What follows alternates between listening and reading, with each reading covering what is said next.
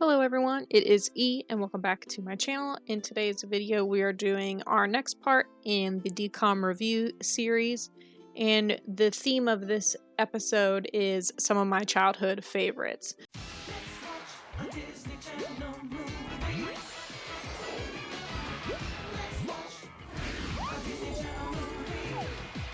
The first one we'll talk about is Read It and Weep, which I think came out in 2006, and the reason I'm talking about it first is because that is the one I'm doing the fan art for today. So this one, I think it actually holds up pretty well. Jamie, who's the protagonist, is a flawed character, which is good to see. It makes her an interesting character. The scenes where she is talking to Iz out loud are kind of bizarre, especially when it's in public. So Iz is this character that is the protagonist of a story that she wrote, which is kind of a projection of herself. Is herself in her journal, which is fictional.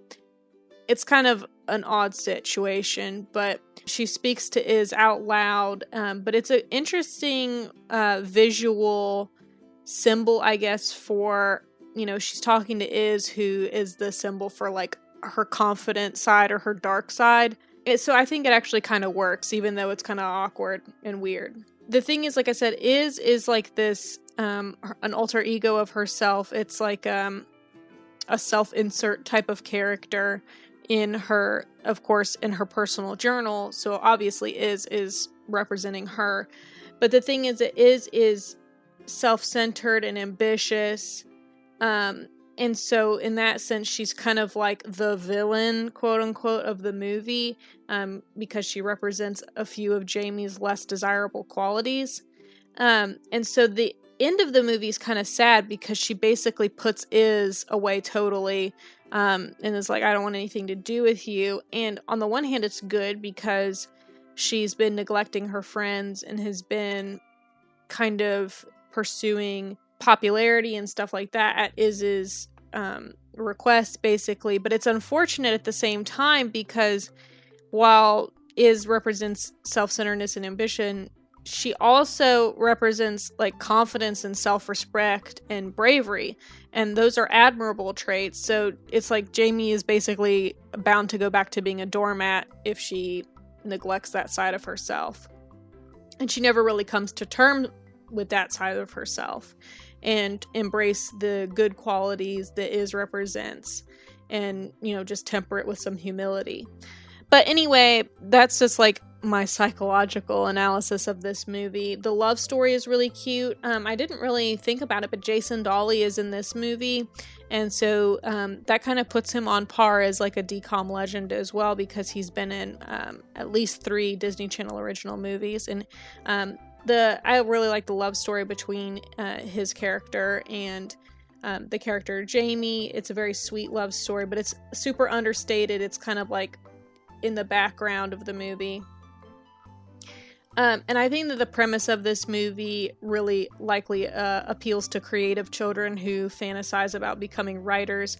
And that's something that I used to fantasize about, and I still do fantasize about it. So for that reason, I kind of connect with the story Read It and Weep, since her personal journal becomes a best-selling young adult or children's novel. And I just think that was a really cool story. So Read It and Weep, the story gets 4 out of 5. The acting gets 4 out of 5. The lesson gets 2 out of 5 because, like I said, it's imbalanced. Like, you shouldn't be too ambitious and driven and self-centered, but at the same time, you should be, confident and have self-respect, and that's really lacking. So the lesson only gets 2 out of 5, but the enjoyability gets 5 out of 5 for me.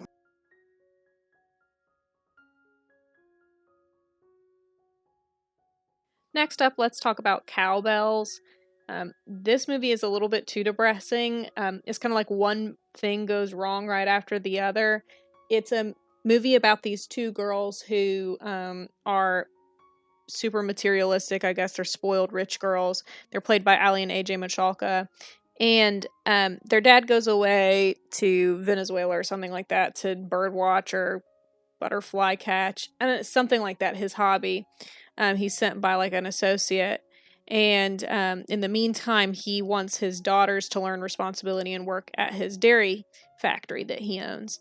And turns out that his business associate who sent him on the trip to Venezuela like embezzled a bunch of money or whatever. And so while he's out of town, while he's out of the country, the girls have to deal with the ramifications of that and trying to keep the factory running in the midst of the financial trouble. So it's kind of like a heavy movie with all the financial troubles going on. And like I said, one thing just goes wrong right after the other. As soon as they kind of get over one hurdle, there's another big issue that comes up. And so for that reason, it's not very fun to watch. However, it's not super cheesy and it is pretty well written. But I don't understand the ending. So basically, at the end of the movie, their dad comes back from his trip abroad and he starts rectifying all the issues himself. And the girls ask him if everything's going to be okay. And he said basically they're going to have to start. It's like they're going to be starting over and they're going to have to tighten their belts and all this kind of stuff because the money is gone. But if his business partner embezzled and stole money from the business account, then he would be prosecuted and jailed and the money would be recovered, wouldn't it?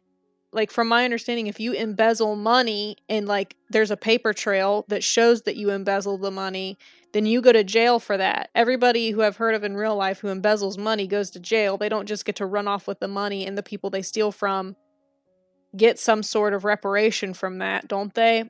Like I said, I don't really understand the ending of the movie. The love interests are really cute and good. And there are a lot of really sweet moments between them, especially between the older sister. Her name is Taylor, and the younger sister in the movie's name is Courtney. Taylor's love interest is actually really cute, and like there's a lot of sweet moments between them. The younger sister, Courtney, is the more selfish one, and she's kind of a little bit too unlikable. So she's not really that enjoyable to watch on screen. But probably the highlight of the movie is when the older sister Taylor helps her boyfriend deliver a baby calf, and it's a pretty cute moment. Anyway, the story overall gets a 2 out of 5. The lesson, which is don't be selfish and learning about community, the lesson gets a 5 out of 5. The acting gets a 5 out of 5. But the enjoyability, because of all of the drama, only gets a 2 out of 5. So it's funny that this was one of my favorite DCOMs as a kid, but as an adult, not so much. Alright, now let's talk about a movie called Quints. It's an older DCOM, and it stars a girl who is from like the Halloween Town movies, and her name is actually Jamie as well. So 2 of my favorite childhood DCOMs starred girls named Jamie. It doesn't really give me a ton of confidence going into the movie. The beginning narration has to assure us that the movie won't be boring. So Jamie is narrating this movie, and she's like, I promise it's not going to be a boring story. Typically, if a story is not boring, you don't have to tell us that it's not boring. And the beginning exposition, that whole long narration, is totally unnecessary. So the beginning of the movie is really, really quite boring. But once the movie picks up and stops being boring, it just becomes a bunch of wailing babies. Like, so her siblings are all birthed. There's 5 of them, and they basically cry the entire movie. Otherwise, aside from those issues, the art aspect is really cute and sweet. So Jamie, because the focus is taken off of her and is placed on the babies, she is able to explore other hobbies of hers, including art. And it's kind of sweet to see her embracing that side of herself. But another negative of the movie is that, like, Jamie, as she's narrating, has these little fake out moments where she tells us something happened, but then she's like, now you really didn't believe that happened, did you? And it happens over and over and over again. It's really tedious. And so the only thing that I can figure is that they included all those little fake out moments of little scenes that she says, psych, that really didn't happen. That they included a bunch of those just to pad out the runtime, since otherwise not a lot of stuff happens in this movie. The theme is good, though. You need to follow your own passions and not just your parents' plan for your life. So I appreciate that. But overall, the story gets a 2 out of 5, the acting gets a 2 out of 5, the lesson gets a 5 out of 5, but because of all the crying, the enjoyability only gets a 2 out of 5. So this one's kind of another one of my childhood favorites that really I don't think I would watch again. Next up is a movie called Double Teamed. This is supposedly based on a true story of real-life twins, Heather and Heidi Birch, who went on to play for the WNBA. And this is kind of like, I guess, their origin story. Their dad wants them to be able to go to college on scholarship and stuff like that, and they go to a little tiny Christian school, and so he wants them to have more opportunities in athletics for scouts to come see them, so they transfer to a bigger school, and they basically get suckered into joining the basketball team, even though they're originally supposed to be volleyball players. So in this movie, they're supposed to be, I guess, like 14, because their mom makes the comment that they're barely teenagers, they don't know how to drive yet, and they talk about being early in high school, so you kind of get the vibe that they must be like freshmen or something.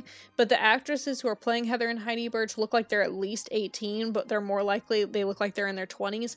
So that's kind of like, you really expect me to believe that these are like high school freshmen. Usually, like, when I reflect on these movies, like as a kid, I always felt like the kids looked so old in these movies. Like, but when I watched them back as an adult, I'm like, oh no, they look like little kids. But this is the one movie, like the one DCOM I watched, where like my perception of how old they looked as a kid still holds up. Like they still look old to me. And also they keep making jokes over and over again in the movie about them looking the same and people not being able to tell them apart, but in real life the actresses playing them weren't even sisters, let alone twins, so it's kind of like a little bit stupid and insulting to the audience to like keep making those assertions over and over again. As a kid, I always loved like the little weird like foot bounce thing that Heidi does when she like rocks back and forth on her feet, like before she like, I don't know, makes a big move in her basketball game. And my brother and I used to do that to each other all the time, like when we would be playing like horse and stuff outside. The ending of the movie is kind of stupid as well, because Heather gets injured and like at the last game of the season or something, and it's a really important game, and she's injured. But at the end of the movie, like another one of their teammates get injured, and so for some reason, like her solution to like being able to win the game is that she gets put back in. But I'm pretty sure if a player is registered as injured that they don't allow you to play. So the ending is kind of far-fetched and unrealistic. Also, their dad is kind of an idiot the whole movie as well.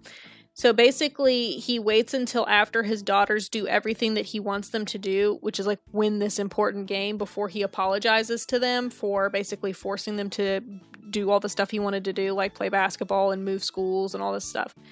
And so it's kind of like the apology doesn't really mean much at this point, because he's already manipulated them into doing everything that he wanted them to do.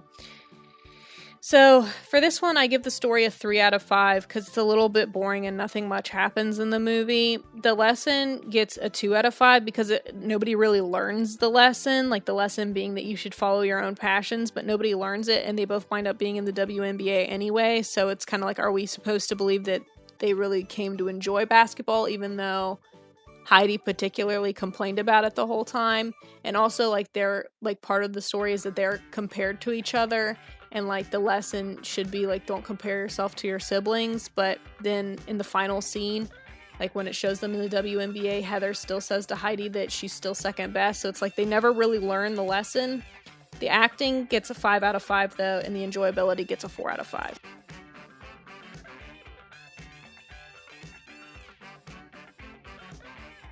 All right, this next one I think is probably a lot of people's favorite DCOM, or at least one of their favorite DCOMs, and that is Cadet Kelly, starring Hilary Duff and Christy Carlson Romano. I'll be honest though, some of the stuff in this movie is a little bit odd watching it as an adult, especially like Hilary Duff and her friends communicating exclusively through so that's a little bit odd, and I'm sorry that I made you listen to that annoying sound. But yeah, they basically just scoff at each other and say, oh, no, yes. The writing's not great. But aside from those moments, the dialogue is pretty decent, and Kelly has a few good comebacks. So if you don't know the plot of this movie, her mom remarries this military guy, and he becomes a commandant at a military school, so she's made to transfer to the military school, which in and of itself doesn't make a ton of sense. Like, I feel like in real life, parents would not force you to go to military school.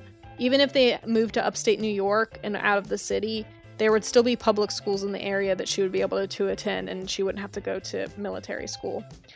Especially since the commandant is so, like, obsessed with her not embarrassing him as her stepfather. So, like, if you were that concerned with her embarrassing you, why didn't you just send her to public school where no one would know?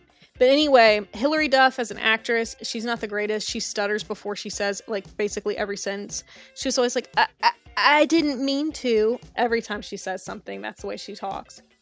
Also, the drill team sequences. So she goes to the military school. She gets in trouble. She is forced to do equipment for the drill team, but then she decides she actually wants to join the drill team for real. But all of the drill team sequences are kind of weird to watch since the rules are never explained to us as the audience.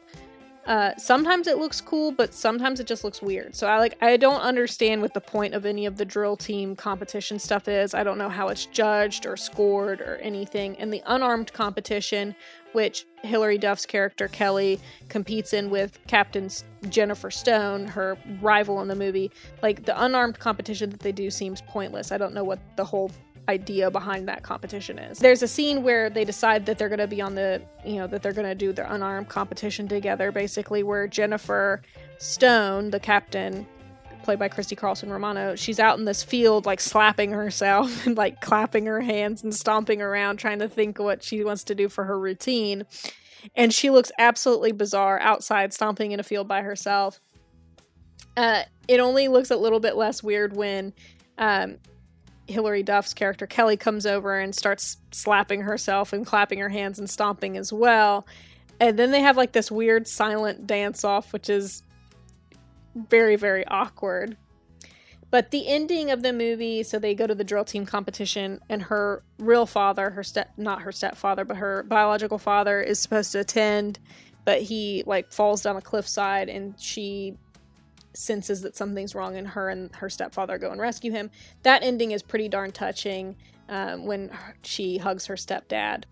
And the song choice for the routine between Jennifer and Kelly is really cute. It's that I'm a One Girl Revolution song, which at that time in history was like just a total bop. But in that little dance sequence or drill team, the unarmed competition, they go through like a million different camera angles per second. It's very dizzying. Overall, the movie is still pretty cute. The story, I give a 4 out of 5. The acting gets a 3 out of 5 because I don't think Hilary Duff can act.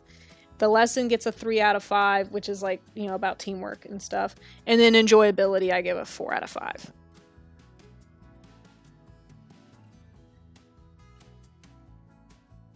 Next up is You Wish.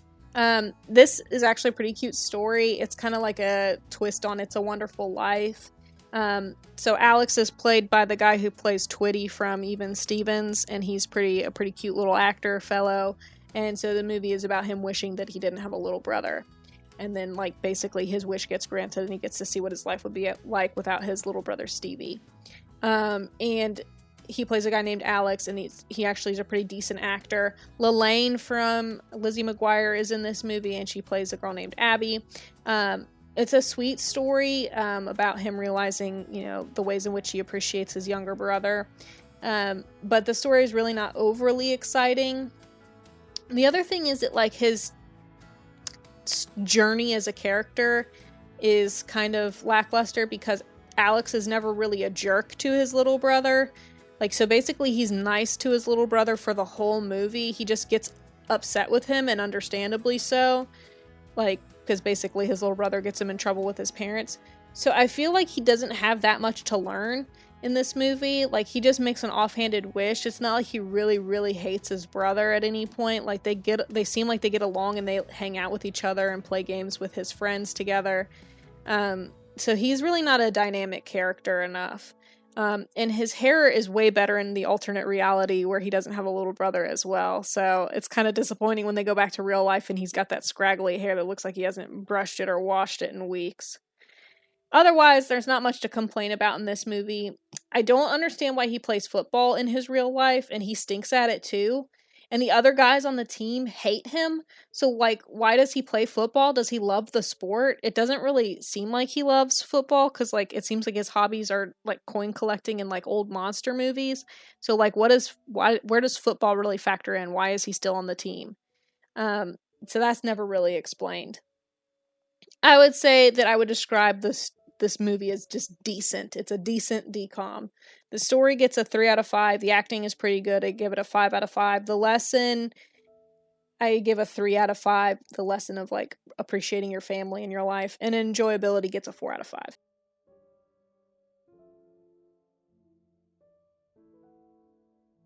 Alright, how about we talk about Eddie's $1 million cook-off next?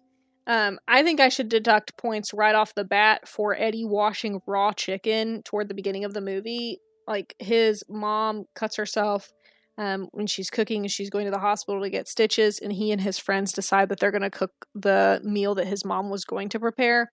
And so Eddie starts with the drumsticks, like the chicken legs, and he begins by washing them in the sink and then laying them out on a rag, and that's so foul and disgusting.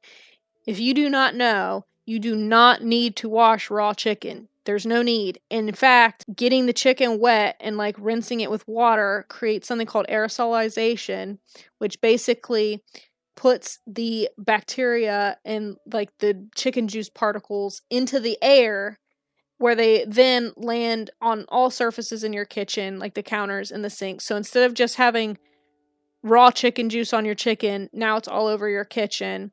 And when you cook the chicken, you cook off all the bacteria anyway. There is no reason to wash your raw chicken. Please don't do it. Don't wash your raw chicken.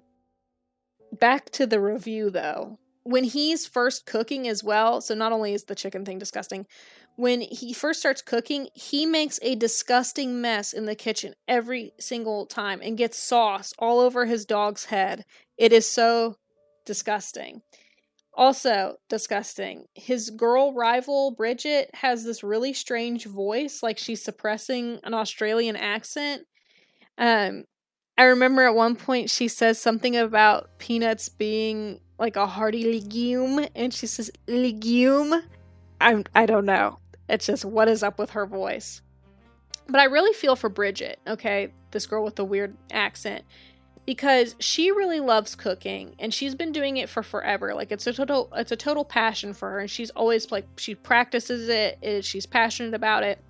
And Eddie, he kind of, gets the bug for cooking and starts doing it. And then everyone makes this huge spectacle out of him just because he's a boy. And nobody cares at all about her accomplishments. And it's kind of like, oh, so just because a boy does it, now this is suddenly cool and, like, revolutionary. I just feel like that is, like, the story of women's lives, is that every time a guy does something that we've been doing for forever, it's like, wow, so cool. Groundbreaking.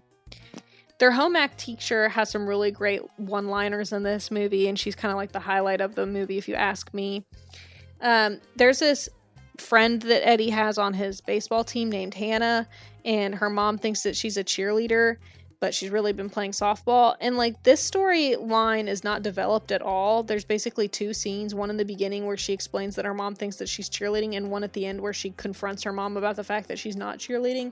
And it's a really dumb scene. It's the only time that we see her interact with her mom, and it's kind of like, where's the emotional impact here? Like, it's not like this is a story that we've really been watching develop, so that was a waste of time.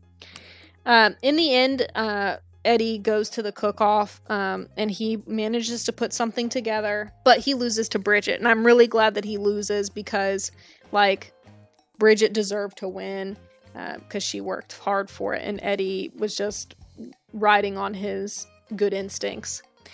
However, I wish that, because this movie is in some respects about defying gender roles. His friend Hannah on the baseball team is defying gender roles, and he's defying gender roles by doing this cooking competition. I wish that Eddie would have cried more openly at the end, because you get the impression that his eyes are kind of watering up when he loses. I wish he would have cried, because that would have been even more to that theme of, like, defying gender stereotypes and, like, seeing him, that boys can cry too, and it's okay. I wish he would have cried more. But anyway, I give the story a 4 out of 5. The acting gets a 3 out of 5. The lesson, I'm going to be generous with. I'm going to give it 3 out of 5.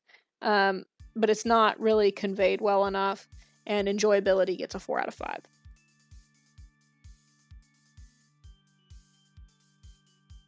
Alright, next up we have the 13th Year, which is kind of a old classic DCOM. Let's start off with things I like. One, the setting is really cool. It takes place in this unique coastal town. Another thing I like is there's this unlikely friendship that forms between the super dorky kid and the cool guy who's the main character of the movie. Their friendship is the best part of the movie. Now, the things that I don't like so much. The climax of the movie is like not a climax at all. It really is super lackluster. The stakes are super low. So the dorky kid's dad is obsessed with mermaids, and he catches Cody's mermom in a net. And it's like, well, why is this so dramatic? It's not like he's gonna kill her. It's not like she can drown. She's a mermaid. Yeah, I don't really understand what the big deal was with her getting caught in the net, or why that was such a big deal. And also, she was apparently content to let his dorky friend Jesse, just let him drown, because when he gets caught in the net, she just gets out of there, and he actually can drown. He's not a mer person, so Cody's mer mom is just gonna let the little dork drown in the water. Also, so at the end of the movie, Cody is going through this transformation into a mermaid throughout the movie. At the end, he meets his mer mom, and she wants to take him off to learn how to be a mermaid. And she somehow conveys to Cody's human mom that she's going to be able to get him back in time for school. But that is not explained. Is his transformation into a mermaid not permanent? That's not explained at all. So the moment at the end of the movie where Cody's mer mom, is going to take him to be part of the mer people, it's like, it really lacks any gravitas, because apparently Cody doesn't really have to choose between his two families, his mer family and his human family. He can just go between as much as he wants. So the movie's kind of stupid and pointless. And the end credit song is really bad. So the end credit song gets a 1 out of 5. The story gets a 1 out of 5. The acting gets a 4 out of 5. They did a good job with the stupid story. And enjoyability gets a 2 out of 5. So this one does not hold up.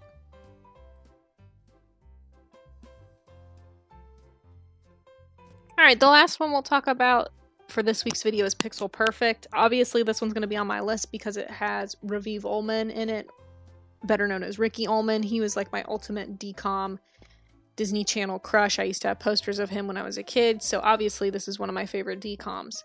It gets automatic points just for Ricky Ullman being in it.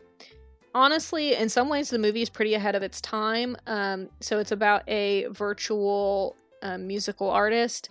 Her name is Loretta, and Ricky Ullman creates her to help out his friend's band. But he kind of like falls in love with her a little bit. Kind of gets feelings for the robot lady. But anyway, like I said, it's ahead of its time because this movie came out a couple of years before Hatsune Miku, the most famous hologram Vocaloid musical artist. This basically didn't come out until like 3 years after this movie did. So that's actually pretty impressive to me. Also, like what seemed like a stupid question at the time, which is, can robots feel? It's actually something that's being discussed in earnest now. So part of the conflict of this movie is like, does Loretta, this AI musical artist, does she want to be a musical artist? Does she want to be signed to this record? Or does she want to be free? It's still kind of silly, but real life ethicists are talking about what makes a human, and if an AI can simulate feelings, how can we know, where the simulation ends, blah, blah, blah. So it's actually pretty ahead of its time in that discussion as well. Also, the message of like the unattainability of perfection is always very timely and important. Even Loretta, the AI program, who is like the image of perfection in so many people's eyes, she's not even perfect because there's the limitations of her programming, etc. So, and you can tell from these talking points that I actually think that the movie's pretty decent. However, there are several parts of the movie that are kind of dumb. There are parts of this movie that take place in a virtual world, such as the internet or Ricky's friend Sam's brain, believe it or not. And those are really, really, really cheesy. The effects look kind of cheesy. And the ending of the movie is stupid. So, Ricky Ullman's character, his friend Sam, bonks her head at a concert because she's trying to imitate Loretta, and she goes into a coma for some reason from that. And Loretta is able to like enter into her brain because her brain is kind of like a computer. And then when she goes inside her brain, like, the visualization of the exchange between them is what makes it so cheesy and weird. Like, I'm okay with her as an AI occupying her consciousness. I'll accept that. I mean, we've already been forced to accept things like science fiction things in this movie that can't happen in real life. But the visualization of that occurrence is what makes it so strange and stupid to me.